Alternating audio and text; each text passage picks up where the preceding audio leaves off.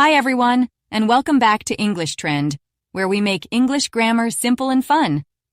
Today, we're diving into auxiliary verbs, those small but mighty words that help us form questions, negatives, and various tenses. By the end of this video, you'll understand how to use them confidently and naturally. Ready? Let's get started. So, what exactly are auxiliary verbs?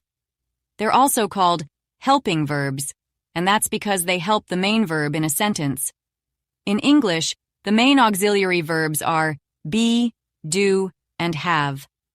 They might look simple, but they're essential for forming different tenses, asking questions, making negatives. Let's break them down one by one. Let's start with be. It's probably the most versatile auxiliary verb.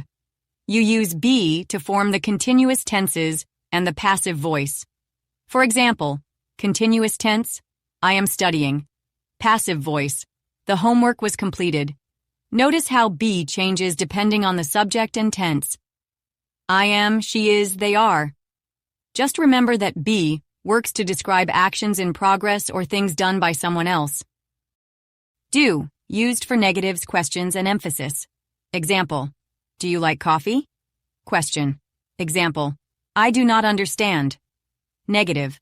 Example, I do like pizza. Emphasis. Have, used to form perfect tenses. Example, she has finished her homework. Present perfect. Example, they had left before we arrived. Past perfect. Now let's talk about modal auxiliary verbs. These are unique because they always pair with a base verb. Here are some common modals and their uses. Can, ability or permission, e.g., she can drive. Will, future or intention, e.g., I will call you. May, permission or possibility, e.g., you may leave early. Must, necessity or strong obligation, e.g., you must finish this. For example, we don't say, she can swim, or she willed go. Modals stay the same regardless of the subject.